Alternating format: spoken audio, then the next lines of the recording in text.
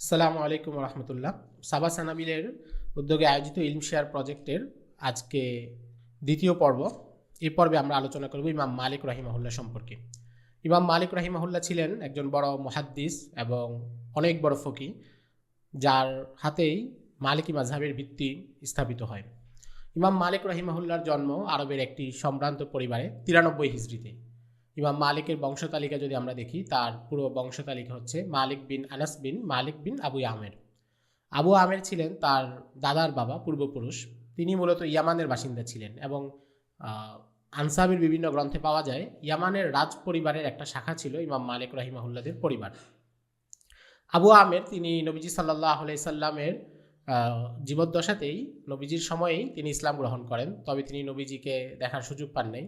হাফেজ ইবনু হাজার আসকালানি রহিমাহুল্লাহ এবং ইমাম জাহাবি রহিমাহুল্লাহ তাকে সাহাবি হিসেবে লেখেননি। তা বলেছেন যে তিনি নবীজির যুগে ইসলাম গ্রহণ করেছেন, কিন্তু তিনি সাহাবি নন। তিনি ইসলাম গ্রহণের পরে ইয়ামান থেকে মদিনায় চলে আসেন এবং মদিনায় তাদের পারিবারিক বসতি স্থাপন করেন এবং পরে তার বংশধররা সবাই মদিনাতেই বড় হয়। আবু আমিরের এক ছেলে ছিলেন মালিক, অর্থাৎ ইমাম মালিক রাহিমাহুল্লার দাদা মালিক বিন আনাস বিন মালিক, যার নামে ওনার নাম ইমাম মালিক রাহিমাহুল্লার দাদা। এই মালিক বিন আবি আমের, ইনি অনেক বড় তাবেঈ ছিলেন।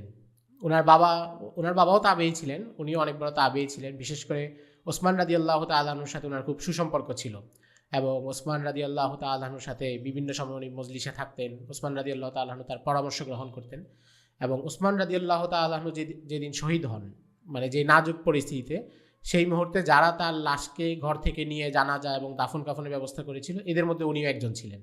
মানে এটা থেকে তার ঘনিষ্ঠতাটা বোঝা যায় যে ওসমান রাদিয়াল্লাহু তাআলা আনহুর সাথে তার ঘনিষ্ঠতাটা কেমন ছিল। এই মালিক বিন আবি আমের, উনি কুতুবে সিত্তার রাবিদের একজন। তার বর্ণিত অনেক হাদিস কুতুবে সিত্তায় আছে এবং তিনি উম্মুল মুমিনিন আয়েশা রাদিয়াল্লাহু তাআলা আনহা এবং তালহা বিন উবাইদুল্লাহ রাদিয়াল্লাহু তাআলা আনহু ওনাদের কাছ থেকে হাদিস শুনেছেন। অনেক বড় আলেম ছিলেন। মালিক বিন আবি আমেরের ছেলেদের মধ্যে তিন ছেলের কথা পাওয়া যায়। একজন হচ্ছেন রবি, একজন হচ্ছেন আবু সুহাইল নাফে, একজন হচ্ছেন রবি, আরেকজন হচ্ছেন ইমাম মালিক রাদিয়াল্লাহু তাআলা রাহিমাহুল্লাহর বাবা আনাস রাহিমাহুল্লাহ। তো মালিক বিন আবি আমেরের ছেলেদের মধ্যে আবু সুহাইল নাফে, উনি অনেক বড় মুহাদ্দিস ছিলেন এবং ইমাম মালিক রাহিমাহুল্লাহ তার মুয়াত্তায় উনার থেকে হাদিস রাওয়ায়াত করেছেন, অর্থাৎ নিজের চাচা থেকে উনার থেকে হাদিস রাওয়ায়াত করেছেন। এবং উনি সাঈদ ইবনুল মুসাইয়িব রাহিমাহুল্লাহর ছাত্র ছিলেন। আব্দুল্লাহ ইবনে ওমর রাদিয়াল্লাহু তাআলা আনহুর দর্সে অনেক সময় বসেছেন এবং ইবনু শিহাব জুহরির মতো মুহাদ্দিসরা উনার ছাত্র। তার মানে দেখা যাচ্ছে যে ইমাম মালিক রাহিমাহুল্লাহর যে খানদান, সেখানে তার দাদা অনেক বড় আলেম ছিলেন, তার চাচাও অনেক বড় আলেম ছিলেন। তার বাবা যিনি ছিলেন আনাস রাহিমাহুল্লাহ, ইনি খুব বড় আলেম ছিলেন না। ওনার ব্যাপারে ইমাম মালিক রাহিমাহুল্লাহ তার থেকে কোনো হাদিস বর্ণনা করেননি বা তার কোনো ফিকি মত বা তার থেকে ইলমের কোনো একটা অংশ, এগুলো তিনি আনেন নাই। সেখান থেকে বোঝা যায় যে তিনি হয়তো অন্যদের মতো অত বেশি গভীরের লোক ছিলেন না। আনাস রহিমাহুল্লার ঘরেই হচ্ছে ইমাম মালিক রহিমাহুল্লার জন্ম। ইমাম মালিক রহিমাহুল্লার জন্ম 93 হিজরিতে। মুসলিম বিশ্বে তখন উমাইয়ারা শাসন করতেছে, উমাইয়া খলিফা ওয়ালিদ বিন আব্দুল মালিকের শাসনকাল। এবং 93 হিজরিতে নানা ঘটনা ঘটেছে, যেমন মুসলমানরা ওই সময় আন্দালুস জয় করতেছে, আবার মোহাম্মদ বিন কাসিমের নেতৃত্বে সিন্ধুতে অভিযান চলছে, এই এলাকাগুলো মুসলমানরা জয় করতেছে। কুতাইবা বিন মুসলিমের নেতৃত্বে সমরকন্দ, বুখারা, মধ্য এশিয়া, কাশগড়, এই এলাকাগুলো জয় হচ্ছে। অর্থাৎ 3 দিকে মুসলমানদের বিজয় অভিযান চলতেছিল 92 থেকে 96 হিজরির মধ্যবর্তী সময়ে। এবং এই সময় 93 হিজরিতে ইমাম মালিকের জন্ম এবং মদিনাতেই জন্ম, যেহেতু তাদের পরিবার ইয়ামান থেকে এসে মদিনায় বসতি স্থাপন করেছিল। সৈয়দ সুলাইমান নদভী একটা চমৎকার কথা বলেছেন। তিনি বলেন যে ইমাম মালিকের জন্মের সময় যেই এলাকাটা জয় হয়েছে আন্দালুস, এখানে মালিকি ফিকের প্রভাবটা বেশি ছিল এবং আন্দালুসে মালিকি ফিকের প্রচুর প্রভাব ছিল, উত্তর আফ্রিকা এবং আন্দালুসে। আর এই এলাকাটা জয় হচ্ছিল 93 হিজরির দিকে, যখন ইমাম মালিকের জন্ম। ইমাম মালিকের জন্ম 93 হিজরিতে। তো তার মানে দেখা যাচ্ছে, আমরা আগের পর্বে আলোচনা করেছি আবু হানিফা রাহিমাহুল্লাহ সম্পর্কে, উনার জন্ম 80 হিজরিতে। তো ইমাম মালিক আবু হানিফা রাহিমাহুল্লাহ থেকে 13 বছরের ছোট ছিলেন। এবং আবু হানিফা রাহিমাহুল্লাহ উনি তো যখন থেকে হজ করা শুরু করেছেন, মোটামুটি বিভিন্ন বর্ণনা থেকে পাওয়া যায় যে 95 বা 96 হিজরি থেকে তিনি হজ করেছেন এবং প্রতি বছর হজ করেছেন ইন্তেকালের আগ পর্যন্ত। তো উনি যখন মদিনায় আসতেন, তো ধরা যাক ওনার যখন বয়স 20 বছর, তখন ইমাম মালিকের বয়স 7 বছর। উনার যখন বয়স 25 বছর, তখন ইমাম মালিকের বয়স 12 বছর। একটা পার্থক্য তো ছিল। তো উনি যখন মদিনায় আসতেন তখন ইমাম মালিককে অল্প বয়সেই দেখেছেন, এবং উনি একবার মন্তব্য করেছেন, উনি মদিনায় এসে উনি বললেন যে মদিনার অলিতে গলিতে ইলম ছিটানো আছে। ছিটানো আছে বলতে এখানে তো প্রবীণ সাহাবীরা সবাই ছিলেন, তাদের ছাত্ররা আছেন, রবিয়াতুর রায় ছিলেন, ফুকাহায়ে সাবা যারা 7 ফুকা ফকি তারা ছিলেন, সবার ইলমটা তো এখানেই আছে। এবং এটা তো আলাদা মাদ্রাসাই ছিল, মাদ্রাসাতুল হিজাজ, যেটা মানে আলাদা স্কুল অফ থট বলা যায়। এখানে আলাদা একটা ধারা ছিল, মুহাদ্দিসদের আলাদা একটা ধারা, ফকিদের আলাদা একটা ধারা। উনি বলেন যে মদিনায় রাস্তায় ইলম ছড়ানো আছে, এবং আমার ধারণা এই বাচ্চাটা সেই ইলমগুলোকে সংগ্রহ করে নিবে। ইমাম মালিক রাহিমাহুল্লাহ সম্পর্কে এমন মন্তব্য করেছেন। এবং আরেকবার তিনি বলেছেন যে মদিনার যে কিশোর, যে নতুন প্রজন্ম, এই প্রজন্মের মধ্যে এই ছেলেটাকে খুব মেধাবী মনে হচ্ছে, যে হচ্ছে ইলমের কাজে সামনে কাজে লাগবে। তো ইমাম মালিক আসলে একটা বড় ব্যাপার হচ্ছে উনি যে মুহূর্তে জন্মগ্রহণ করেন সেই মুহূর্তে সাহাবীদের কেউ কেউ জীবিত ছিলেন, যদিও উনি সাহাবীদের কারো সাক্ষাৎ পান নাই, কিন্তু অন্য অন্য শহরে ছিলেন, মদিনায় ছিলেন না। আর প্রবীণ তাবেঈদের অনেকে ছিলেন সেখানে, এবং প্রবীণ তাবেঈদের মধ্যে কম থাকলেও মধ্যবয়সী বা অল্প বয়সী তাবেঈ যারা ছিলেন, যেমন আবু হানিফা রাহিমাহুল্লাহ বা এই ধরনের প্রচুর মানুষের তিনি সান্নিধ্য পেয়েছিলেন। এবং তাদের ইলম, তাদের দরসগাহ সব এখানে উন্মুক্ত ছিল, একটা ইলমের পরিবেশ পেয়েছেন। উনার একেবারে খুব অল্প বয়সী উনার মা, উনি নিজে স্মৃতিচারণ করেন যে আমার মা আমাকে একটা কালো পাগড়ি পরিয়ে দিলেন এবং একটা জুব্বা পরিয়ে দিলেন, দিয়ে বললেন যে তুমি ফাজহাব ইলা রবিয়াতুর রায়, যে তুমি রবিয়াতুর রায়ের দর্শে যাও, বা তা আল্লাম মিন আদাবিহি কবলা ইলমিহি, তার কাছ থেকে ইলম শিখার আগে আদব শিখো। ওনার মায়ের নসিহত এটা। তো এখান থেকে আমরা একটা ব্যাপারও বুঝতে পারি যে সালাফে সালেহিনদের মধ্যে তারা সবসময় ইলমের উপরে আদবকে প্রাধান্য দিতেন। ওনার মা বলতেছেন কি যে তুমি আগে আদব শিখার আগে, ইলম শিখার আগে আদব শিখো। এবং সালাফদের থেকে প্রচুর কওল আছে যে আমি অমুকের সাথে এত বছর ছিলাম, আমি তার কাছ থেকে শুধু আদব শিখেছি, ইলমটা পরে শিখেছি। আব্দুর রহমান ইবনুল মাহদি রাহিমাহুল্লাহ অনেক বড় একজন আলেম ছিলেন, অনেক বড় মুহাদ্দিস ছিলেন। তো উনি বলেন যে আমি 30 বছর শুধু আদব শিখেছি। আদব বলতে শিষ্টাচার, আদব বলতে প্রতিটা জিনিসে আদব নির্ধারিত, ইলমের প্রতি কিছু আদব আছে।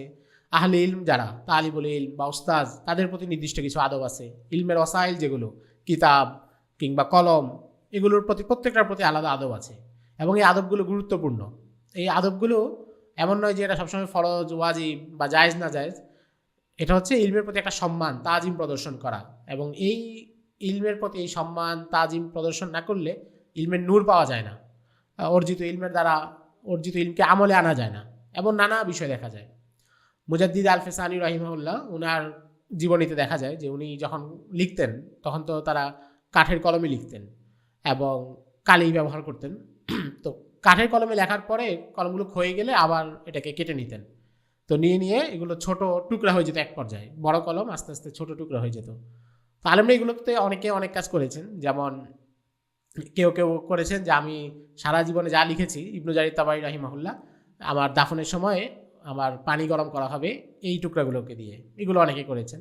তো মুজাদ্দিদ আল ফিসানি রাহিমাহুল্লাহ যেটা করতেন, উনি হচ্ছে এই কাঠের টুকরোগুলো মাটিতে দাফন করে ফেলতেন কোনো একটা জায়গায়। উনি মনে করতেন যে এটা সম্মান নষ্ট করা ঠিক না, এটা পায়ে লাগবে, বিভিন্ন লাগবে, এটা তো একটা ইলমের উপকরণ, ইলমের একটা। আনোয়ার শাহ কাশ্মীরি রাহিমাহুল্লাহর জীবনীতে পাওয়া যায়, উনি বলেন যে আমি যখন কোনো কিতাব পড়তাম, তো আপনারা জানেন যে আরবি কিতাব যেগুলো থাকে, হাদিসের কিতাবগুলো, ফিকের কিতাবগুলো, সেখানে মূল পৃষ্ঠার চারপাশে লেখা থাকে এবং কিছু লেখা আছে উল্টা করে লেখা, যেটা অপর পাশে থেকে দেখতে হয়। তো সাধারণত আমরা যেটা করি যে কিতাবের উপর পাশে কোনো লেখা, তো কিতাবটা ঘুরিয়ে দিই। উনি কখনো কিতাব ঘুরাতেন না, উনি নিজে বেঞ্চের উল্টা পাশে গিয়ে উনি বলতেন যে আমার ইলম নিব আর কিতাবকে ঘুরাবো আমার মনের মতো, এটা ঠিক না, আমি নিজে ওই পাশে যাই। তো এগুলো হচ্ছে আদব, দু একটা উদাহরণ দিলাম। আদব অনেক গুরুত্বপূর্ণ। তো ওনার আম্মা ওনাকে নসিহত করেছেন যে তুমি আগে আদব শিখো, তার কাছ থেকে ইলম শিখার আগে। তিনি রবিয়াতুর রায়ের দর্শে গিয়েছেন। রবিয়াতুর রায় অনেক বড় মুহাদ্দিস ছিলেন, অনেক বড় ফকিহ ছিলেন, তার কাছ থেকে অনেকদিন তিনি ইলম অর্জন করেছেন। এরপর উনি ইলম অর্জন করার জন্য যান নাফে রাহিমাহুল্লাহর কাছে, যিনি আবদুল্লাহ ইবনে ওমরের আজাদকৃত গোলাম ছিলেন এবং আবদুল্লাহ ইবনে ওমরের সাথে প্রায় 30 বছরের সোহবতে ছিলেন।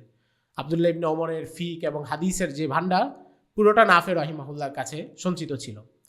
ইমাম মালিক ওনার কাছে যেতেন, তো ইমাম মালিকের বয়স তখন কম, নাফে রাহিমাহুল্লাহ সিনিয়র মুহাদ্দিস, দর্শে গেলে হয়তো সবসময় উনি সুযোগ পাবেন না, এই জন্য উনি করতেন কি, উনি নিজেই বলেন, তাবাক্কাতে সাদ মোহাম্মদ ইবনে সাদ রাওয়ায়াত করেছেন ওনার থেকে, উনি বলেন আমি একেবারে দ্বিপ্রহরের সময় প্রচণ্ড গরমে, আর মদিনার গরম, আরবের আবহাওয়া এখন কিছুটা পরিবর্তিত হচ্ছে, আগে তো অনেক বেশি গরম আবহাওয়া ছিল।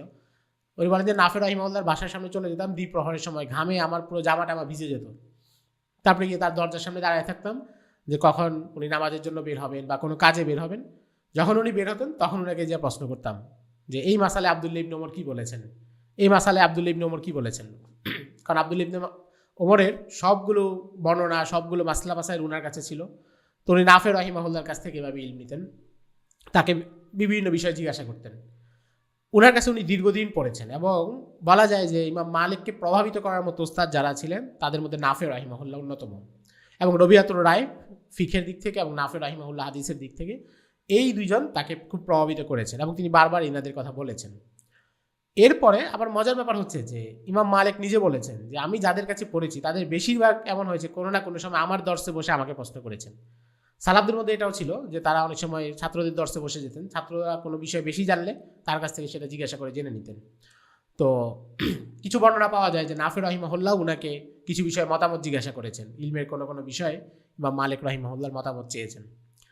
সেই যুগে একটা বড় ধারা ছিল যে রিহলার ধারা, বিভিন্ন এলাকায় সফর করা, মুহাদ্দিসদের কাছ থেকে হাদিসগুলো নিয়ে আসা, ফিকি মতামতগুলো যেগুলো সঞ্চিত আছে সেগুলো বিভিন্ন জায়গায় নিয়ে আসা। ইমাম মালিক রাহিমাহুল্লাহ ইলমি সফর খুব বেশি করেন নাই, বিশেষ করে আহলে হিজাজের বাইরে উনি কোথাও যান নাই। অনেক এলাকায় অনেক মুহাদ্দিসরা ছিলেন। তো উনার এখানে ওনার একটা ব্যাপার ছিল, ওনার চিন্তা যেটা ছিল, উনি অনেককে বলেছেন যে কিন্তু আমাদের এখান থেকেই সবখানে গিয়েছে, আমাদের এখান থেকেই তো মুহাদ্দিসরা এসে ইলম নিয়ে যায়, তো আমি অন্যখানে যাব কেন। যেমন কুফার মানুষের প্রতি ওনার একটা রাগ ছিল। একবার একজন এসে বললো যে আপনি কুফার মুহাদ্দিসিনদের থেকে হাদিস নেন না কেন। তো উনি বললেন আরে এদের কাছ থেকে কি নিব, এরা মদিনায় এসে এমন লোকের দর্শে বসে যাদেরকে আমরা মানে গণায় ধরি না। এটা অনেক সময় হয় না, ওই যে আমরা অনেক সময় লোকে বলে যে ওই এলাকার অমুক পীর সাহেব, তারা বলে আর তোমাদের পীর সাহেব কি, তোমাদের পীর সাহেব আমাদের এখানে এসে এমন লোকের বাড়িতে উঠে যে সুদ খায়। তো ব্যাপারটা এমন হয়ে গেছে আর কি, যে তোমাদের থেকে হাদিস কি নিব, তোমাদের মুহাদ্দিস আমাদের মদিনায় এসে এমন লোকের দর্শে বসে যে তাদের কোনো আমরা গুরুত্ব দেই না, তাদের হাদিস গ্রহণ করি না। তো এটা হয়তো ওনার অবজারভেশন কুফার ব্যক্তি বিশেষের প্রতি হতে পারে, কিন্তু কুফার মুহাদ্দিসিনদের ব্যাপারে আমভাবে তো এই প্রয়োগ লাগানোর সুযোগ নেই, কারণ সেখানে অনেক জলিলুল কদর ওলামা ছিলেন, ওয়াকি ইবনুল জাররার মতো আলেম ছিলেন, সুফিয়ান সাউরি রহিমাহুল্লাহ ছিলেন, এর আগে আবু হানিফা রহিমাহুল্লাহ, হাম্মাদ বিন আবি সুলাইমান, ওনারা তো ছিলেনই।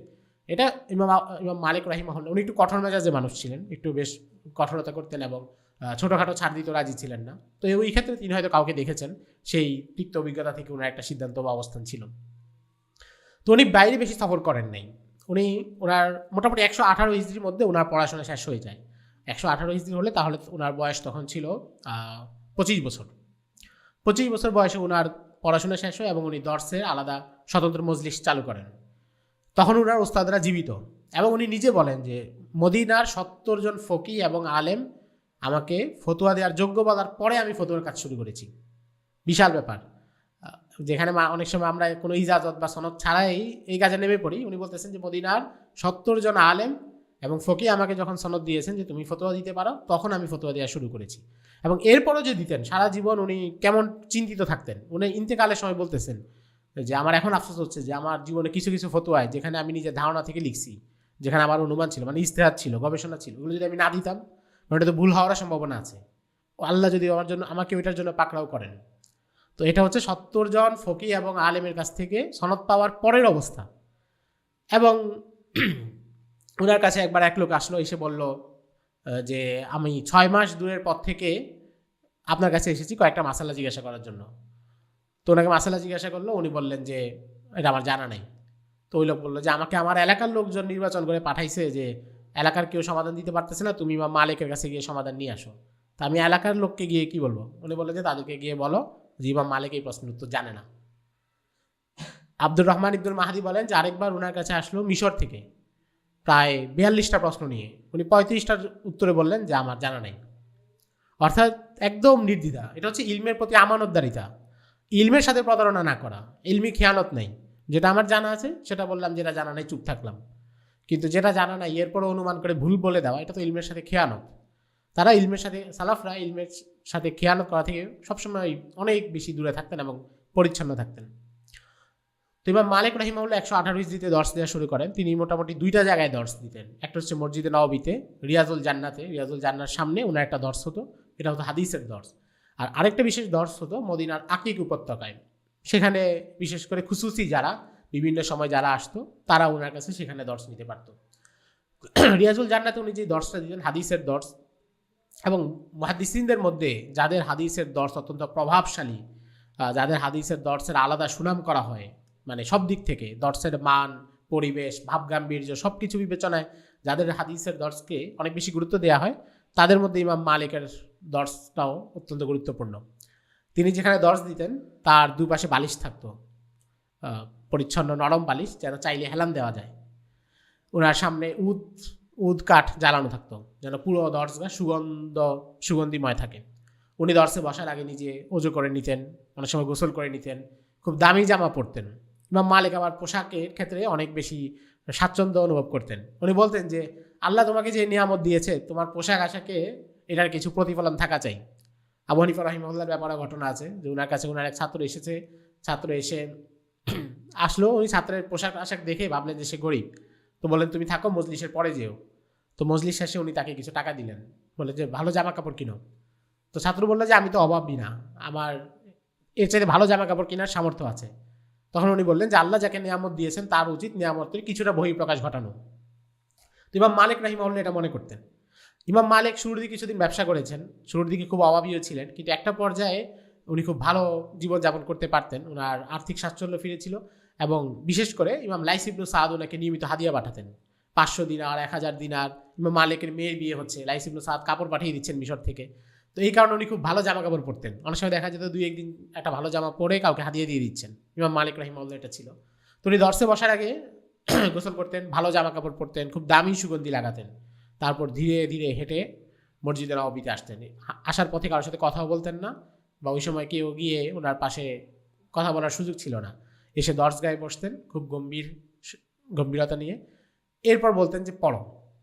এখানে একটা ব্যাপার, আহলে হিজাজের যারা মুহাদ্দিস তাদের একটা পাঠরীতির সিস্টেম ছিল যে একটা তো সময় ছিল যখন হাদিসগুলো সংকলন হয়নি, কাগজের অপ্রতুলতা ছিল, লেখালেখি করা যেত না, সেটা ভিন্ন। কিন্তু যখন মোটামুটি কাগজের সংকট কেটে যায় এবং মুসলমানদের হাতে কাগজ চলে আসে, তখন তারা যেটা করতেন যে দর্সে যা পড়াবেন, ফিকহি মতামত বা হাদিসগুলো, সেগুলো তারা নিজেরা আগে লিখে নিতেন, একটা সংকলন করে নিতেন। হয়তো নিজে সংকলন করতেন অথবা নিজের যোগ্য কোনো ছাত্রকে দিয়ে সংকলন করিয়ে নিতেন, করিয়ে নিয়ে সেটা নিয়ে দর্সে বসতেন এবং কোনো একজন ছাত্রকে বলতেন যে তুমি পড়ো। অর্থাৎ মুহাদ্দিস নিজে পড়বেন না, তার সামনে কোনো একজন ছাত্র পড়বে। পড়ার মধ্যে কোথাও যদি ভুল থাকে, ওনার নিজের কপিতে যদি কোনো ভুল থাকে অথবা ছাত্রের পড়াতে যদি কোনো ভুল থাকে, এই দুইটাকে তিনি সংশোধন করে দিতেন। তো ইমাম মালিক রাহিমাহুল্লাহ এভাবে দর্স দিতেন। উনি মুয়াত্তা ইমাম মালিক যেটা, সেটা সংকলন করে ফেলেছিলেন শুরুর দিকেই। এরপরে ছাত্ররা তার সামনে এটা পড়তো, তিনি চুপচাপ থাকতেন, মাঝে মধ্যে কোথাও দুই একটা ব্যাখ্যা করতেন, কোথাও ভুল থাকলে বলে দিতেন। এবং তার দর্সগাহের অবস্থা এমন ছিল, ইমাম শাফি রাহিমাহুল্লাহ যিনি ওনার ছাত্র এবং আরেক মাযহাবের প্রধান, তিনি বলেন যে আমরা ক্লাসে ওনার দর্সে কিতাবের পাতা উল্টাতেও ভয় লাগতো, যে একটু খসখস শব্দ হলে না যায় নীরবতা ভেঙে যায়। আমরা যখন বসতাম মনে হতো যে আমাদের সবার মাথায় পাখি বসে আছে, নড়াচড়া করা যাবে না, কোনো হাসাহাসি তো দূরের কথা, কোনো সাধারণ শব্দ করাও যাবে না অনেক সময়। আর ছাত্ররা কখনো কিতাবের দিকে তাকাতো না, ইমাম মালিকের চেহারার দিকে তাকিয়ে থাকতো। মানে একটা জালালত, একটা শান ওনার দর্সগাহে এই বিষয়টা ছিল। অত্যন্ত ভাবগম্ভীর্যের সাথে উনি পুরো দর্সটা পরিচালনা করতেন। এবং ইমাম মালিকের দর্সগার একটা ব্যতিক্রমী বিষয় যেটা, যে পুরো মুসলিম বিশ্ব থেকে ছাত্ররা সেখানে উপস্থিত ছিল, যেটা অন্য ইমাম এবং মুহাদ্দিসিনদের ব্যাপারে একটু কম দেখা যায়। ইমাম মালিকের দর্সগাহে দেখা যাচ্ছে আন্দালুস থেকে ছাত্র চলে এসেছে, আফ্রিকা থেকে এসেছে, মধ্য এশিয়া থেকে এসেছে, 3 মহাদেশ বিস্তৃত তার ছাত্র। এবং ইমাম মালিকের প্রচুর ছাত্র তার কাছে পড়েছেন। কাজী ইয়াজ রাহিমাহুল্লাহ তার তিবুল মাদারিকে বলছেন যে ইমাম মালিকের কাছে প্রায় 1300 ছাত্র পড়েছে। ইনি এদের বেশিরভাগের তালিকাও দিয়েছেন। ইমাম জাহাবি রাহিমাহুল্লাহ তাজকিরাতুল হুফাজে বলেন যে এত মানুষ তার ওনার কাছে পড়েছে, এটা গুনবে কে? এত ছাত্র তার ছাত্র, তাদের কাছে গুনবে কে? এবং নানা স্তরের মানুষ তার দর্শে বসেছেন, যারা নিয়মিত ছাত্র সবসময় পড়েছেন তারা তো আছেন, এবং বিভিন্ন সময় বিভিন্ন তার দর্শে মজলিসে বসেছেন নানা স্তরে, সমাজের নানা স্তরে মানুষ। আমরা যদি দেখি তাহলে আব্বাসী খলিফাদের মধ্যে অনেকে বসেছেন, আবু জাফর মানসুর বসেছেন, মানসুরের ছেলে মাহদি, মাহদির ছেলে হাদি, হারুনুর রশিদ তারা বসেছেন, হারুনুর রশিদের ছেলে আমিন, খলিফা মামুন তারাও বসেছেন, একাধিক আব্বাসী খলিফা তার দর্শে বসেছেন। তারপরে তার দর্শে যদি বিভিন্ন আমির উমারাদেরকে দেখি তাহলে আফ্রিকার আমির এসে তার দর্শে বসেছেন, খোরাসানের আমির এসে তার দর্শে বসেছেন। ফকি মুজতাহিদ যদি দেখি, ইমাম মোহাম্মদ ইবনুল হাসান শাইবানি বসেছেন, ইমাম শাফি রাহিমাহুল্লাহর মতো মুহাদ্দিস তারা বসেছেন, মুহাদ্দিসরা বসেছেন, কাজীরা বসেছেন, মানে নানা জায়গার মানুষ তারা এখানে বসেছেন। ইমাম মালিকের এক ছাত্র ছিলেন ইয়াহিয়া বিন ইয়াহিয়া আল মাসমুদি রাহিমাহুল্লাহ, আন্দালুসের মানুষ। তো উনি ইমাম মালিকের কাছে আন্দালুস থেকে হাদিস পড়তে চলে এসেছিলেন। উনি একদিন বসা ছিলেন, ওই সময় মদিনার রাস্তায় একটা হাতি আসলো। তো সাধারণত আরবদের কাছে হাতি কোনো পরিচিত বিষয় না, যে কারণে ওই যে সিন্ধু বিজয়ের সময় রাজা দাহিরের হাতি সামলানোর জন্য মোহাম্মদ বিন কাসিমকে একটু বেগ পেতে হয়েছিল শুরুর দিকে। তো হাতি আসার পরে সবাই দরজা থেকে উঠে চলে গেল, ইমাম মালিক ছিলেন না। এমন না যে ইমাম মালিকের সামনে থেকে উঠে গেছে, ওটার সুযোগই ছিল না। তো দরজায় ইয়াহিয়া বিন ইয়াহিয়া মাসমুদি একা বসা, ইমাম মালিক আসলেন, এসে দেখলেন যে তিনি একা বসা। জিজ্ঞাসা করলেন যে তুমি যাও নাই কেন? তো উনি বললেন যে আমি তো এখানে আপনার কাছ থেকে ইলম শিখতে আসছি, আমি তো হাতি দেখতে আসিনি।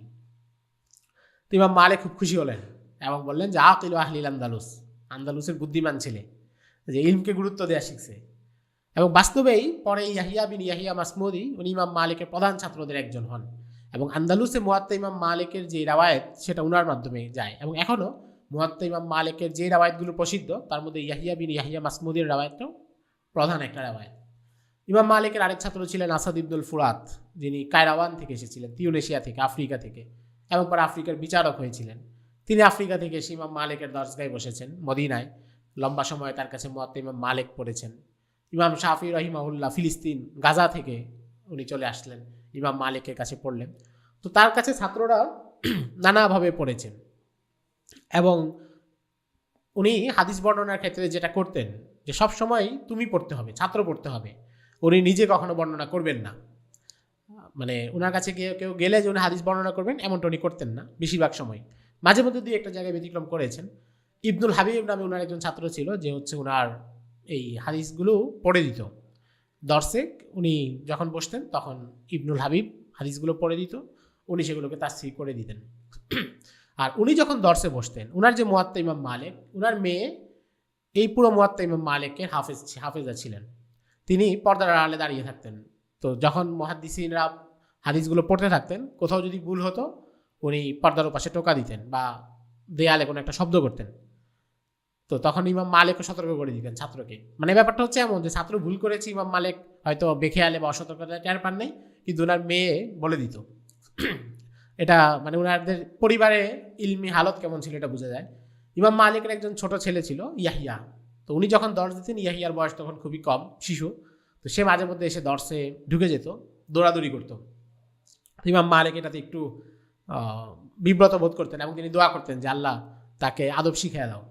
এবং পরে ইয়াহিয়া ইবনে মালিক উনিও অনেক বড় মুহাদ্দিস হন, এবং ইয়ামানে মুয়াত্তা ইমাম মালিকের যে রাওয়ায়াতগুলো সেগুলো ইয়াহিয়া বিন মালিকের মাধ্যমেই প্রচলিত। এবং পরে তিনি মিশর চলে যান, এবং উত্তর আফ্রিকায় মালিকি ফকিদের মধ্যে উনি শীর্ষস্থানীয় একজন আলেম, এবং তার মাধ্যমে ইমাম মালিকের অনেক রাওয়ায়াত, অনেক ফিকহি আলোচনা, ফিকহি মতামত সেগুলো আফ্রিকায় বিস্তৃত হয়। এটা হচ্ছে ইয়াহিয়া বিন মালিকের মাধ্যমে। ইমাম মালিকের দর্স তাদরিসের মধ্যে তো একটা ব্যস্ততা ওনার ছিল, এর বাইরে উনি হচ্ছে লেখালেখি। উনি হচ্ছে একটা ব্যাপার তো আমরা জানি যে হিজরি প্রথম শতাব্দীতে হাদিসটা খুব বড় গ্রন্থ আকারে সংকলিত হয়নি। সাহাবীদের কাছে কিছু ছোট ছোট সহিফা ছিল, পরে তাবেঈরা কিছু কিছু সংকলন করেছেন। বিশেষ করে ওমর ইবনে আব্দুল আজিজ রাহিমাহুল্লাহ উনি যখন আসলেন, তখন তো উনি ইবনু শিহাব জোহরিকে নির্দেশ দিলেন যে আপনি কিছু কিছু হাদিস সংকলন করেন। তো ওমর ইবনে আব্দুল আজিজ নিজেও অনেক বড় মুহাদ্দিস ছিলেন, সিকা ছিলেন। ইমাম জাহাবি রাহিমাহুল্লাহ তাকে সিকা বলেছেন। তার নির্দেশে ইবনু শিহাব জোহরি ছোট একটা হাদিসের সংকলন প্রস্তুত করেন। তারপরে মুহাদ্দিসদের মধ্যে একটা ধারা গড়ে ওঠে, এবং আরও অনেকে সংকলন প্রস্তুত করতে থাকেন। কিন্তু সমস্যা যেটা হলো যে তখন কাগজের অপ্রতুলতা ছিল, মুসলমানদের হাতে খুব বেশি কাগজ ছিল না, এই জন্য তারা বেশি সংকলন করতে পারেননি। 125 হিজরিতে আবু হানিফা রাহিমাহুল্লাহ সংকলন করেন কিতাবুল আসার, বড় একটা সংকলন, একটা বড় কাজ, আগেরগুলোর তুলনায় অনেক বড় একটা সংকলন। এরপরে সংকলন করেন ইমাম মালিক রাহিমাহুল্লাহ মুয়াত্তা ইমাম মালিক। তো আমাদের অনেকের সমস্যা হয় এখানে যে তারা সর্বপ্রথম বিশুদ্ধ হাদিস গ্রন্থ হিসেবে, সংকলিত গ্রন্থ হিসেবে মুয়াত্তা ইমাম মালিকের কথা বলেন, কিন্তু কিতাবুল আসার এরও আগে সংকলিত। এবং হাদিসের মানগুলো শাইখ আব্দুর রশিদ নোমানী রাহিমাহুল্লাহ উনি বলেন যে আমি কিতাবুল আসারের প্রত্যেকজন রাবীর ব্যাপারে জীবনী চেক করে দেখেছি যে মুয়াত্তা এবং কিতাবুল আসারের মান একই রকম। হ্যাঁ, কিতাবুল আসারে কিছু মুরসাল হাদিস আছে, তো মুয়াত্তাতেও কিছু মুরসাল হাদিস আছে। সেখানে মুয়াত্তাকে আমরা শক্তিশালী করি কেন? যে এই মুরসালের সমর্থনে সহিহ রাওয়ায়াত আছে। তো কিতাবুল আসারেও যে মুরসালগুলো আছে এগুলো সমর্থনে সহিহ রাওয়ায়াত আছে, অর্থাৎ দুইটাই সমমানের গ্রন্থ। ইমাম মালিক মুয়াত্তা সংকলন করেন মোটামুটি 130 থেকে 140 হিজরির মধ্যে। নির্দিষ্ট করে সময়টা বলা যায় না, কিন্তু একটা বিষয় যারা বোঝা যায় যে 130 হিজরির আগে সংকলন করেন নাই, কারণ 130 হিজরির আগে কোনো প্রমাণ পাওয়া যায় না, ঐতিহাসিক বর্ণনা পাওয়া যায় না, এবং কাগজের অপ্রতুলতা ছিল। উমাইয়া যুগে তো লেখালেখিও কম হতো।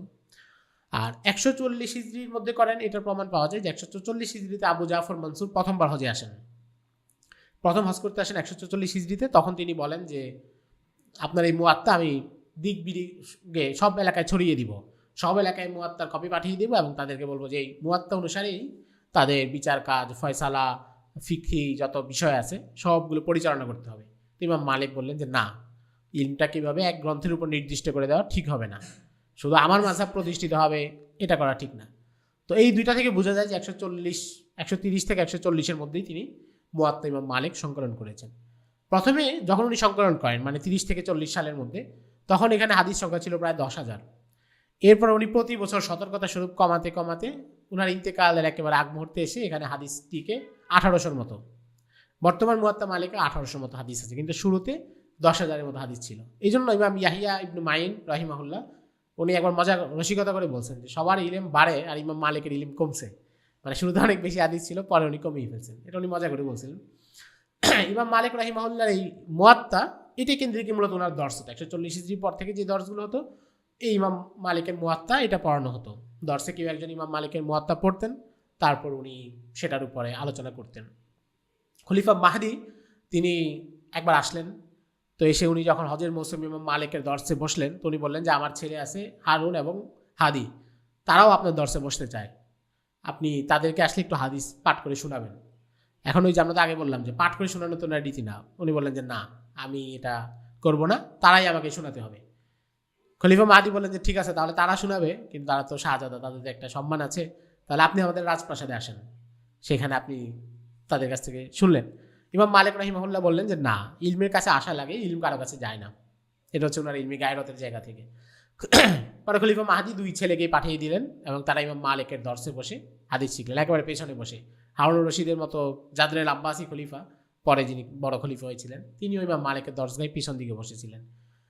খলিফা হারুন রশিদ যখন খলিফা হন তখন তিনি আমিন এবং মামুন দুইজনকে ইমাম মালিকের কাছে পাঠান এবং তারাও পেছনে বসে হাদিস অর্জন করেন ইমাম মালিক রাহিমাহুল্লাহর কাছ থেকে।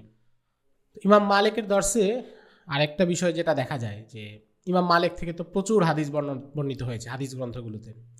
তো সেখানে দুই ধরনের বর্ণনা দেখা যায়। কোথাও দেখা যায় যে হাদ্দাসানা মালিক বা আখবারানা মালিক, মানে ইমাম মালিক আমাদেরকে বলছেন, যেমন বুখারীতে রাওয়ায়াত আছে ওভি ক্বালা হাদ্দাসানা আব্দুল্লাহ ইবনু ইউসুফা ক্বালা আখবারানা মালিক আন হিশাম ইবনু উরওয়াতা আন আবিহি আন আয়েশা উম্মুল মুমিনিন। তো এখানে দেখা যাচ্ছে আখবারানা।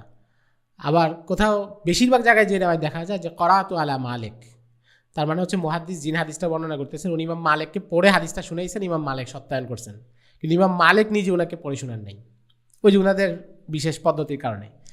ইমাম মালিকের নিজে তো মুয়াত্তা সংকলন করেছেন, এরপরে মুয়াত্তা কিন্তু ফিকহি ধাঁচের গ্রন্থ, ওনার মূলত ফিকটাকে উনি হাদিসের আঙ্গিকে হাদিস দ্বারা প্রমাণ করে এখানে সংকলন করেছেন। এবং এই জন্য দেখা যায় যে সিয়াসিত্তার অন্য কুতুবি সিত্তার অন্য গ্রন্থগুলোতে যে নানা ধরনের অধ্যায় আছে, মুয়াত্তা মালিকের এই ধরনের অধ্যায়গুলো নাই কারণ ওই অধ্যায়টা হয়তো ফিকের সাথে সম্পর্ক নেই, যে অধ্যায়ের সাথে ফিকের সম্পর্ক নেই সেই অধ্যায় উনি আনেন নাই, কিন্তু কুতুবে সিত্তার বা অন্য হাদিস গ্রন্থগুলোতে নানা ধরনের অধ্যায় আছে। তো মুয়াত্তা মালিকের এটা একটা বৈশিষ্ট্য। আর ইমাম মালিক শুধু তো হাদিস পড়াচ্ছেন তা না, উনি আকিকে দর্শ দিচ্ছেন, উনি বিভিন্ন সময় ওনার ফিক ফতোয়াগুলো বলতেছেন, সেগুলো তো সংকলন করা দরকার, এগুলো অনেকে সংকলন করেছেন। যেমন 1 নম্বর করেছেন আসাদ ইবনুল ফুরাত রাহিমাহুল্লাহ, উনি আন্দালুস এই আফ্রিকা থেকে এসেছিলেন এবং যখন ফিরে যান তখন তিনি আল আসাদিয়া নামে একটা সংকলন করেন, যেটা মালিকি ফিকের একেবারে কেন্দ্রীয় বইগুলোর একটা। আরেকটা সংকলন করেছেন ইবনু কাসেম মালিকি রাহিমাহুল্লাহ, উনিও ইমাম মালিক রাহিমাহুল্লাহর জীবদ্দশাতেই উনি কাজ শুরু করেন, মানে ওস্তাদের যে ইলম সেটা ইমাম মালিকের জীবদ্দশায় মানে 179 হিজরির আগেই তিনি সংকলন করেছেন। এটার নাম ছিল আল মুদাওয়ানা ইবনু কাসেম মালিকি রাহিমাহুল্লাহ, এটাও তিনি সেখানে সংকলন করেছিলেন। ইমাম মালিক মুয়াত্তা মালিক ছাড়া ওনার সংকলনগুলোর মধ্যে কিছু রিসালা পাওয়া যায়, বিভিন্ন মতবাদ ছড়াচ্ছে, কেউ উনি একটা রিসালা বা চিঠি পাঠাচ্ছেন, বা কারোর সাথে ওনার একটা ইলমি ইখতিলাফ হচ্ছে, পত্র চালাচালি করতেছেন। লাইস ইবনে সাদের সাথে ওনার খুব ভালো সম্পর্ক ছিল এবং হাদিয়া নিয়মিত পাইতেন, কিন্তু আবার ইলমি ইখতিলাফও ছিল এবং ওনাদের মধ্যে অনেক চিঠি চালাচালি হয়েছে, সেগুলো ইতিহাসে সংকলন আছে ফিকহি বিভিন্ন মতবিরোধ নিয়ে। ইমাম মালিকের একটা বিখ্যাত চিঠি আছে খলিফা হারুন রশিদের কাছে, অনেক লম্বা চিঠি, এবং এই চিঠিকে সম্প্রতি আরবের এক শায়েখ তিনি চিঠিটা তাহকিক করেছেন। তো দেখা গেল যে চিঠিতে হাদিসের সংখ্যাই আছে 300+, 300-র বেশি হাদিসই আছে। বিভিন্ন নসিহত, একটা রাষ্ট্র কীভাবে, একটা দারুল ইসলামে কীভাবে শাসন করতে হবে, ন্যায় বিচার, মানুষের ইলম আখলাক, এগুলোর তরবিয়তের জন্য কী কী পদক্ষেপ নেওয়া দরকার, খলিফার অধিকার কী, এই বিষয়গুলো নিয়ে ওখানে আলোচনা আছে। তো এগুলো একটা ছোটো ছোটো পুস্তিকা আকারে সংকলিত হয়েছে। এগুলো হচ্ছে ইমাম মালিকের ইলমের যে একটা ধারা। কিন্তু মোটা দাগে উনি আসলে দর্শী মানুষ ছিলেন, এবং যেহেতু ওই সময়টা আসলে খুব বেশি, ওই সময় যে মুহাদ্দিসরা কিতাব লিখেছেন তারা যে খুব বেশি লিখেছেন এমন না। যাদের জীবনী আমরা দেখি মূলত এর পর থেকে 170-80 পর থেকে যারা লিখেছেন তারা অনেক বেশি লিখেছেন। ইমাম মালিক হচ্ছেন ওই সময়ের মানুষ। ইমাম মালিকের আখলাকে একটা জিনিস দেখা যায় যে একটু গম্ভীর থাকতেন, কথা বলতেন কম, এবং ওনার ছাত্ররা কেউ কেউ বলেন, ওই যে ইমাম বুখারী রাহিমাহুল্লাহ একটা কথা আছে যে আমি এই ব্যাপারে নিশ্চিত যে আল্লাহ আমাকে কিয়ামতের দিন গীবতের ব্যাপারে জিজ্ঞাসা করবেন না। তো ইমাম মালিকের ছাত্ররা বলেন যে আমাদের ওস্তাদের ব্যাপারে আমরা নিশ্চিত যে আল্লাহ তাকে গীবতের ব্যাপারে জিজ্ঞাসা করবেন না। অনর্থক হাসি ঠাট্টা, মানুষের সাথে বেশি আড্ডা, মানে হাসি ঠাট্টা বা কথাবার্তা বলতে গেলেই তো গীবত বা অন্যান্যগুলো চলে আসে, উনি এগুলোতে জড়াতেন না কখনো। খুব ভাবগাম্ভীর্যের সাথে থাকতেন, নিজের মতো করে থাকতেন, এবং নিজের কোনো প্রয়োজনও মানুষের কাছে বলতেন না। ওনার জীবনে এমনও অভাবের সময় গেছে যে উনি বাধ্য হয়ে ঘরের ছাদের কাঠ, ছাদের তখন তো কাঠের ঘর থাকতো, ঘরের ছাদের লাকড়ি বিক্রি করে দিয়েছেন টাকার জন্য, পরিবারের খাবার টাবার কেনার জন্য, কিন্তু মানুষের কাছে হাত পাতেন না। অথচ আব্বাসী খলিফারা ওনার দরবারে এসে ঘুরে, ওনার মজলিসে একটু বসার সুযোগ পেলে তারা কৃতজ্ঞ হয়, কিন্তু তিনি কারো কাছে হাত পাতেন নেই, কাউকে অভাবের কথা বলেনও নেই। মদিনার গভর্নর ছিলেন একজন আব্বাসী প্রশাসক। তো এই ভদ্রলোকের কাছে কেউ গিয়ে শোনালো যে ইমাম মালিক আব্বাসীদের বিরুদ্ধে। এর কারণ হচ্ছে নফসে জাকিয়া যখন আব্বাসীদের বিরুদ্ধে বিদ্রোহ করে, উনি ইমাম মালিক তাদের সমর্থন দিয়েছিলেন। আপনারা জানেন যে আহলে বাইতের অনেকের বিদ্রোহেই ইমামরা সমর্থন দিয়েছিলেন, যেমন আবু হানিফা রাহিমাহুল্লাহ, তিনিও আলাবিদের বিদ্রোহে সমর্থন দিয়েছিলেন, 10,000 দিরহাম ফান্ডিংও করেছিলেন। তো ইমাম মালিকের এই সমর্থনের কথা যখন জেনে যায়, তখন বিদ্রোহ সমাপ্ত হলে ওনাকে বেত্রাঘাত করা হয়। মদিনার গভর্নর ওনাকে বেত্রাঘাত করে এবং খুব কঠোর শাস্তি দেয়। ওনার 2 কাঁধে দাগ পড়ে যায় এবং ওনার হাতের আঙ্গুলগুলো চামড়া কেটে যায় চাবুক পেটার কারণে। কিন্তু উনি এটার প্রতি কারোর প্রতি কোনো বিদ্বেষ অন্তরে রাখেন নেই। কত বড় ব্যাপার যে এত কঠোর শাস্তি পাওয়ার পর উনি বলছেন যে তাদের প্রত্যেকটা আঘাত আমি নবীজির সাথে তাদের আত্মীয়তার সুবাদে মাফ করে দিয়েছি। তারা যেহেতু আব্বাসী পরিবার, আব্দুল ইবনে আব্বাস রাদিয়াল্লাহু তাআলার বংশধর, তো উনি বললেন যে নবীজির সাথে তাদের আত্মীয়তা আছে, এই জন্য আমি তাদের প্রত্যেকটা আঘাত খাওয়ার সময় মাফ করে দিয়েছি। উনি মদিনার খুব আশিক ছিলেন, মদিনাকে অত্যন্ত ভালোবাসতেন, এবং উনি মূলত মদিনা থেকে বাইরে বের না হওয়ার একটা বড় কারণ ছিল উনি চাইতেন যে মদিনাতেই ওনার ইন্তেকাল হোক। এবং উনি বিভিন্ন বর্ণনায় পাওয়া যায় যে উনি মদিনায় কখনো কোনো সওয়ারির পিঠে উঠেন নেই, কোনো প্রাণীর পিঠে উঠে মদিনার রাস্তায় হাঁটবেন উনি এটাও পছন্দ করতেন। ওনার কাছে মনে হতো এটা আদবের খেলাফ যে মদিনাতুর রাসূলে আমি কীভাবে কোনো প্রাণীর পিঠে উঠবো। ইমাম শাফি রাহিমাহুল্লাহ বলেন যে একবার ওনার বাড়িতে গেলাম, তো গিয়ে দেখি ঘরের সামনে বেশ কিছু ওট ঘোড়া এগুলো দাঁড় করানো। তো উনি রসিকতা করে বললেন আর কি যে এতগুলো দিয়ে আপনি কী করবেন, আমাকে একটা দেন। তো উনি সবগুলি দিয়ে দিয়েছেন, সবগুলো বলেন যে ঠিক আছে তুমি নিয়ে যাও সবগুলো। তো ইমাম শাফি রাহিমাহুল্লাহ বললেন যে আপনি নিজের একটা রাখেন আপনার বাহনের জন্য। তো উনি বললেন যে না, আমি তো মদিনায় কখনো ঘোড়ার পিঠে বা ওটের পিঠে এগুলোতে করে চলি না, আমার এই শহরে এভাবে হাঁটতে আমার কাছে বেয়াদবি লাগে। এবং উনি মদিনা থেকে বের হতেন না, এই জন্য সাধারণত উনি মদিনাতেই সবসময় অবস্থান করতেন, হজের সফর ছাড়া সবসময় উনি মদিনায় থাকতেন। এই জন্যই ওনার নাম পড়ে যায় যে ইমাম দারিল হিজরা, হিজরতের শহরের ইমাম। এবং আহলে হেজাজের যে ইলম, এটা মূলত নানা সনদে এসে শেষ পর্যন্ত ইমাম মালিকের কাছে স্তূপ হয়। মানে সনদ তো অনেকগুলোতে এসেছে সাহাবায়ে কেরামের মাধ্যমে, তাবেঈদের মাধ্যমে, কিন্তু সবার কাছ থেকে এসে ইমাম মালিকের কাছেই একত্র হয়। অত্যন্ত মেধাবী মানুষ ছিলেন, খুবই প্রখর মেধাবী মানুষ ছিলেন। ইবনে শিহাব জোহরি রাহিমাহুল্লাহর সাথে ওনার খুব ভালো সম্পর্ক ছিল, ওনার কাছে হাদিস পড়তে যেতেন। তো একদিন উনি দুপুরবেলা গেছেন ইবনে শিহাব জোহরির কাছে। ইবনে শিহাব জোহরি বললেন যে খানা খেয়ে আসছো কিনা? তো উনি বললেন যে খানা খাইনি। তো বললেন যে ঠিক আছে আমার সাথে বসো, খানা খাও। খুব গভীর সম্পর্ক থাকলে যেটা হয়। তো উনি বললেন যে না, আমি আপনার কাছে খানা খাওয়ার চাইতে আমাকে কিছু হাদিস শুনিয়ে দেন, হাদিস শুনাইলে আমি খুশি। তো ইবনে শিহাব জোহরি বললেন যে বসা শুনাই। তো ইবনে শিহাব জোহরি 17টা হাদিস শুনিয়ে দিলেন একসাথে ওনাকে, নতুন হাদিস যেগুলো আগে শুনেন নেই। ইমাম মালিক শুনলেন। পরে ইবনে শিহাব জোহরি রাহিমাহুল্লাহ বললেন যে খালি তো শুনেই গেলে, শুনে কি কোনো লাভ আছে? এগুলো যদি মনে রাখতে না পারো, আমাদের অবশ্য মুস্তাদরা বলে না এত শুনে কি করবা, কিছু তো মনে রাখতে হবে। পরে ইমাম মালিক করলেন কি যে ঠিক আছে আমি সবগুলো আপনাকে এখনই শুনিয়ে দিই। উনি ওই 17টা আবার একসাথে শুনিয়ে দিলেন। তো মূলত এটা হচ্ছে প্রখর স্মৃতিশক্তি, একবার শুনেছেন বলে দিয়েছেন। অনেক মানুষ যারা হচ্ছে হাদিসের রাসূলের উপরে হাদিসের সংকলন নিয়ে আপত্তি তোলে, তারা আরবদের এই প্রখর স্মৃতিশক্তি সম্পর্কে অজ্ঞ। আরবরা যেখানে ঘোড়ার বংশ তালিকা, এই ঘোড়ার দাদাকে সেই ঘোড়ার দাদাকে, ঘোড়ার বংশ তালিকা তাদের শত শত মুখস্থ ছিল। প্রাচীন আরবের ইসলাম পূর্ব আরবের শত শত বছরের যুদ্ধের ইতিহাস, মানুষের বংশতালিকা যেভাবে তাদের মুখস্থ, পৃথিবীর আর কোনো জাতিতে এটা পাওয়া যাবে না। এই যে আমরা ইমাম মালিকের দাদা পর্যন্ত বললাম, কিন্তু এটা পিছনে আরও 11 সনদ পর্যন্ত জানা যায়। ইমাম মালিকের দাদা থেকে পিছনে আরও 11 প্রজন্মের সবার নাম জানা যায়। আর আমাদের বাংলাদেশে তো আমরা নিজের দাদার পরে 2 স্তর পরে আর পারি না, বাংলাদেশে বিশ্বের যে কোনো অঞ্চলে। কিন্তু আরবদের মধ্যে কেন একজন মুহাদ্দিসের জীবনী কোনো ইমাম লিখতেছেন তো 10-12 পূর্বপুরুষ পর্যন্ত লিখতেছেন, কারণ এগুলো তাদের কাছে সংরক্ষিত ছিল। এগুলো যে তারা প্রত্যেক বংশ কিতাব লিখে রাখতো এমন না, তাদের বাচ্চারা স্বাভাবিকভাবে এগুলো মুখস্থ করে ফেলতো। তাদের স্মৃতিশক্তি এত বেশি প্রখর ছিল। সেখানে সাধারণ মানুষ যারা জাহেল, মানে প্রচলিত আক্ষরিক অর্থে শিক্ষা দীক্ষা যাদের ছিল না, তারাও প্রচুর বিষয় মুখস্থ থাকতো। তাদের কবিতা, বিভিন্ন সাহিত্য এগুলো মুখস্থ থাকতো। তো এটা তাদের প্রখর স্মৃতিশক্তির একটা বিষয়। তো মুহাদ্দিসিনে কেরামের এই স্মৃতিশক্তি সম্পর্কে না জানলে তখন একটা অন্যায় ধারণা চলে আসে যে এত হাদিস মনে রাখছে কীভাবে। আর দ্বিতীয় কথা হচ্ছে, শুধু তো স্মৃতিশক্তির উপর নির্ভর করে না, একই সাথে লেখাও তো ছিল। সহিফার পরিমাণ কম ছিল, পরে এসে বেশি সংকলন হয়েছে, অনেকগুলো এখন পাওয়া যায় না, কিন্তু লিখিত রূপও ছিল, একসাথে দুইটাই চলতেছিল।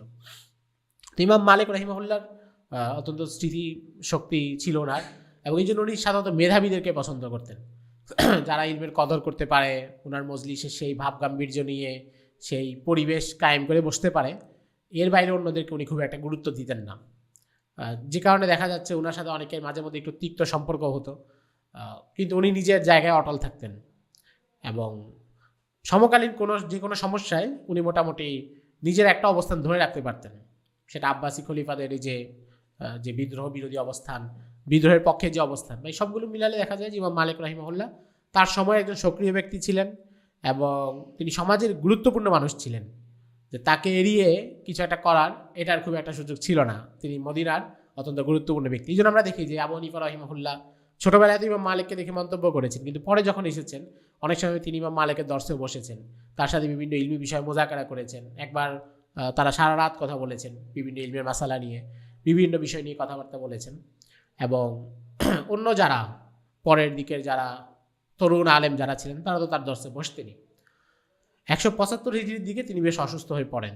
তখন তার বয়স প্রায় 175 হিজরিতে তার বয়স ছিল প্রায় ওইদিকে 75 আর এদিকে 8, 83 বছর, 82 বছর বয়স। তখন তিনি অসুস্থ হয়ে পড়েন, এবং এত বেশি অসুস্থ যে জামাতের জন্য এবং জুমার নামাজের জন্য বের হতে পারতেন না, একদম ঘরবন্দি।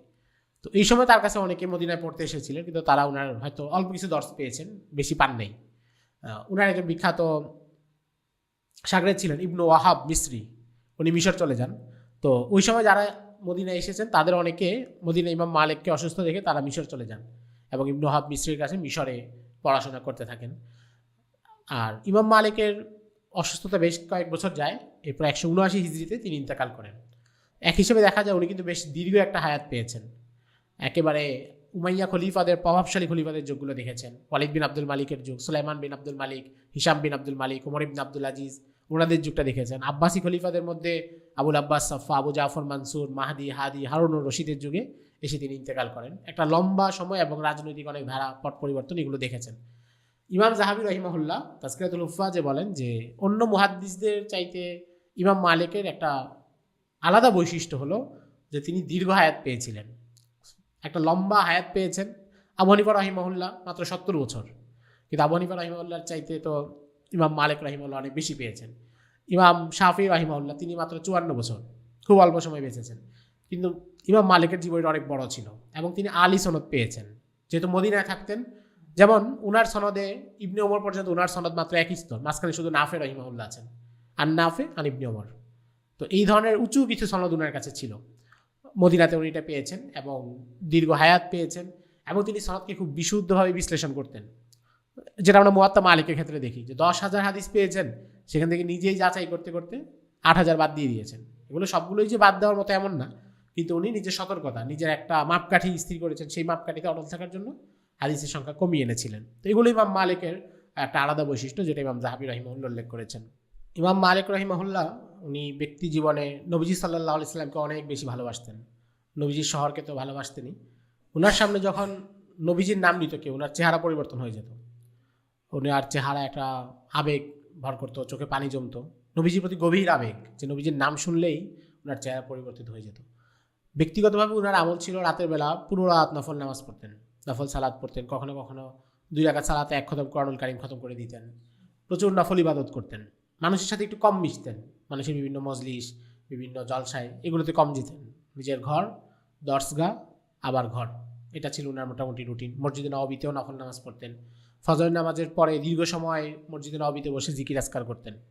এরপরে সূর্য উদয়ের পরে যদি কেউ এসে ওনার সাথে দেখা সাক্ষাৎ করতে চাইতো, তখন তার সাথে কিছু কথাবার্তা বলতেন। এরপর আবার ওনার দর্স শুরু করে দিতেন। ওনার এক ছাত্র বলেন যে একবার ওনার সাথে এক রাত ওনার ঘরে ছিলাম, পরে দেখি দেয়ালের ওপাশ থেকে কান্নার শব্দ পাওয়া যাচ্ছে। সারা রাত ফুপিয়ে ফুপিয়ে কান্না করেছেন। অনেক বেশি মোত্তাকি, পরহেজগার এবং আমলদার মানুষ ছিলেন। এই জন্যই তার দর্শেও দেখা যায় যে অনেক সুফি বুজুর্গরাও তার দর্শে বসেছেন। সাধারণত অনেক সময় সুফিদেরকে দেখা যায় যে তারা যদি খুব আমলি মানুষ না পায়, সেখানে তারা যেতে চায় না। তো ইব্রাহিম ইবনু আদহাম বালাখি রাহিমাহুল্লাহ, জুন্নুন মিসরি রাহিমাহুল্লাহ, ফুজাইল ইবনু ইয়াজ রাহিমাহুল্লাহ, তারা সবাই ইমাম মালিকের দর্শে বসতেন এবং অত্যন্ত গভীর শ্রদ্ধার সাথে তাকে ওস্তাদ বলে স্বীকৃতি দিতেন যে আমাদের ওস্তাদ, আমাদের মোহতারাম শায়েখ। তো এর মানে হচ্ছে যে তার ইলম, আমল এগুলো সবগুলো দ্বারাই তারা প্রভাবিত ছিলেন, শুধু একটা বিষয় না। ইমাম মালিক রাহিমাহুল্লাহ 179 হিজরিতে ইন্তেকাল করেন, খলিফা হারুন রশিদের যুগে।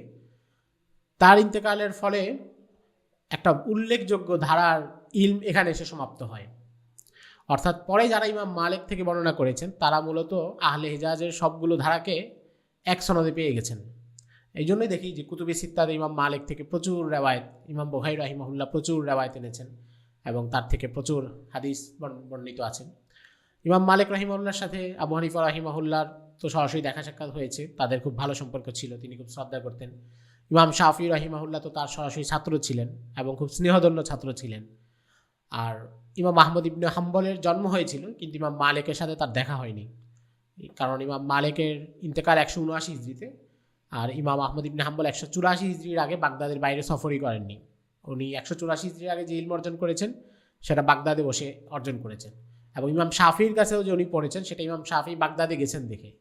ইমাম শাফির কাছে সফর করে গিয়ে পড়তে পারেননি, উনি শুরুর দিকে পারিবারিক কারণে বা বিভিন্ন কারণে সফর কম করেছেন, পরের দিকে সফর করেছেন। তো ইমাম মালিকের সাথে ওনার সাক্ষাৎ হয়নি, কিন্তু এই অন্য দুইজনের সাথে ইমাম মালিকের সাক্ষাৎ হয়েছে। এবং সমকালীন অন্য যারা বড় আলেম, ইমাম আউজাই রাহিমাহুল্লাহ যিনি শামের বড় আলেমদের একজন ছিলেন এবং তার নিজস্ব ফিক ছিল, এবং যেটা হিজরি 3য় শতাব্দী পর্যন্ত উত্তর আফ্রিকায় চালু ছিল, পরে এই ফিকটা হারিয়ে গেছে।